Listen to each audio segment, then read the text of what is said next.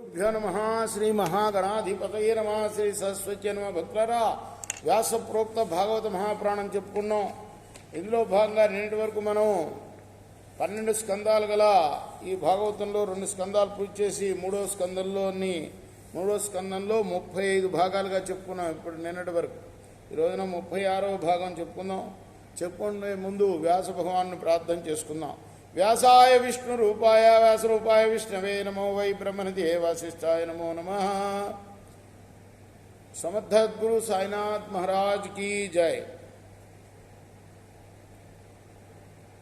వరాహమూర్తి ఎలా పుట్టింది నిన్న తెలుసుకున్నాం మనం. బ్రహ్మదేవుడి యొక్క ముక్కులో నుంచి పంది రూపంలో చిన్న పిల్లగా ముక్కులో పట్టే విధంగా ఒక చిన్న వేలు, దాన్ని ఏమంటారు, అంగుష్ట ప్రమాణం అంతగా పుట్టి పెద్ద ఏనుగులాగా మారిపోయాడు తర్వాత అని నిన్న చెప్పుకున్నాం. భూమిని రక్షించనున్న మాయాశక్తి సమేతుడైన వరాహమూర్తి చేసిన ధ్వని, పంది ఎలా ధ్వని చేస్తుంది అలా ఆ ధ్వనిని వినగానే బ్రహ్మాదులందరూ కూడాను చాలా ఆనందపడ్డారు.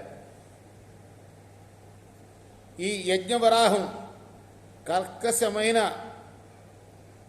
తన మెడ జూలు విదిలిచింది ఒకసారి.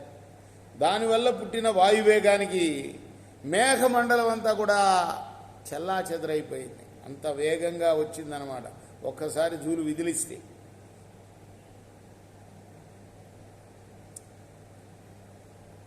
చురకత్తిలాగా మిక్కిలి వాడి అయిన వరాహమూర్తి గిట్టల కొనల తాకిడులకి అడుగున ఉన్న ఆదిశేషుడు, అంటే అంత పెద్దగా అయిపోతున్నాడు, పెరిగిపోతున్నాడు, పెద్ద ఏనుగులాగా.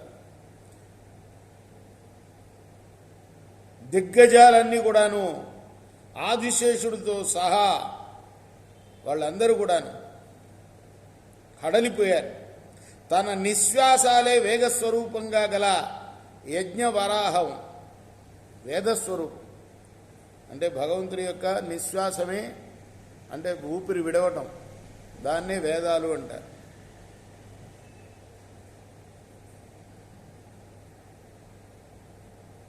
వాటి రాపిడి వల్ల పుట్టిన అగ్నిజ్వాలలకి వెండి కొండ కైలాసము, బంగారు కొండ అయిన మేరువు కరిగి ద్రవించిపోతాయేమో అనిపించింది.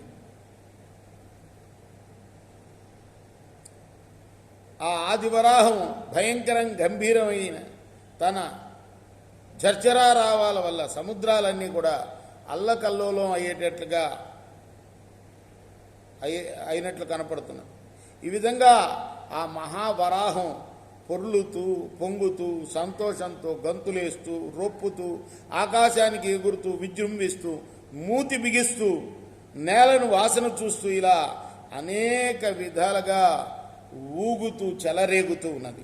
అంతేకాకుండా ఇంకా ఆ యజ్ఞవరాహం తోకను పైకెత్తి మెడ మీద జూలును విదిలిస్తూ ఆకాశంలో సంచరిస్తూ ఓసారి తన మూపురం అనే వరగల్లుతో పసిడికాంతులు ప్రసరించేటట్లుగా మేరు పర్వతానికి రుద్దుకుంటుంది శరీరాన్ని.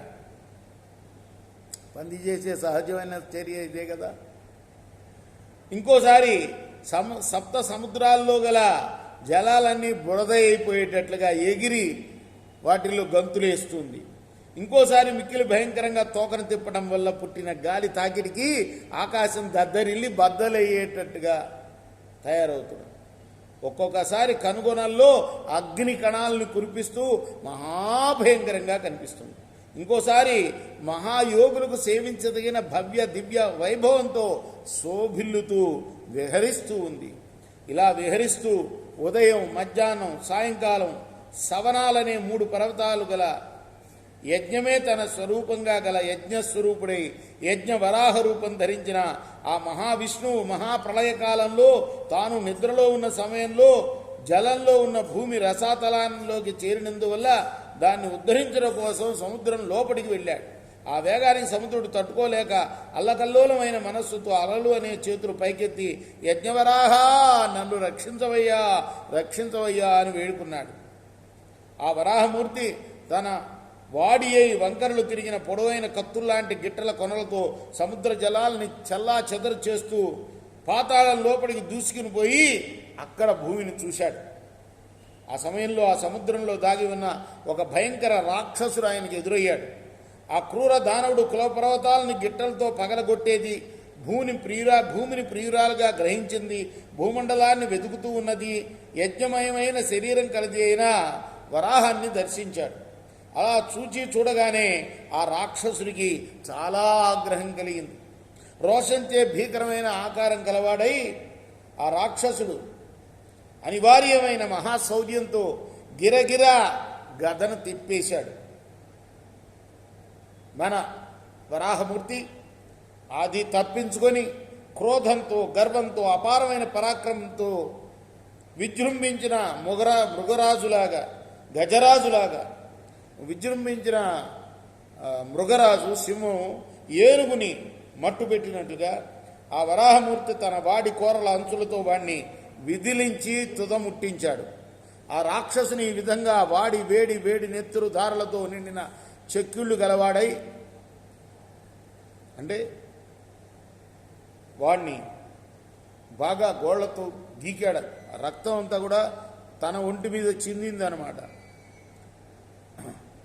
ఎలా ఉన్నాడయ్యా ఆయన అంటే ఆ నెత్తురు చిందిన తర్వాత నల్లటి మేఘంలో ఎర్రబడ్డ సాయం సంధ్యా కాంతి ఉంటుంది, అది ఆయన ఆ వరాహమూర్తి మీద సూర్యబింబం. అట్లా ఎప్పుడైతే మేఘాలకు చాటుగా వెళ్ళే సూర్యుడు సంధ్యా సమయంలో ఎర్రగా ఉంటాడో అట్లా ఉన్నట్టు ఆయన. ఆ తర్వాత ఆయన భూమిని తన దంతాల కోరల చివర ధరించి సముద్రంలోంటి బయటికి వచ్చాడు. విజయనాటి చంద్రరేఖగా విరాజిల్లుతున్న తెల్లని తన కోర కొనపై ఉన్న ఆ భూమి స్వామిని ఎప్పుడు ఎడబాయని శ్రీ మహాలక్ష్మి ఆ యమ పూసిన కస్తూరి పంకంలాగా కనిపించింది. రేపు మనం యజ్ఞవరాహమూర్తిని బ్రహ్మాదులు వచ్చి స్తుతించడం అనే ఘట్టం చెప్పుకుందాం. 37వ భాగంగా ఈరోజు 36వ భాగాన్ని ముగించాం. స్వస్తి ప్రజాభ్య పరిపాలింతాం న్యాయ మార్గేణ మహిమీశ గో బ్రాహ్మణేభ్య సమస్తించ లోకా సమస్తాస్మినోంతు సచిదానంద సద్గురు సాయినాథ్ మహారాజ్ की जय. చేకోరా హారతి గో సద్గురునాథ దేవ సాయినాథ పాంచభౌతిక తత్వములనే హారతి తుమ్రా నిర్గుణం మగు స్థితి వేడి ఎట్లి ఆకారం పొందిది ఓ సాయిరాం. సర్వం నుండి నీవే ఇంకను ఉంటివి తల్లివలే రజోతమ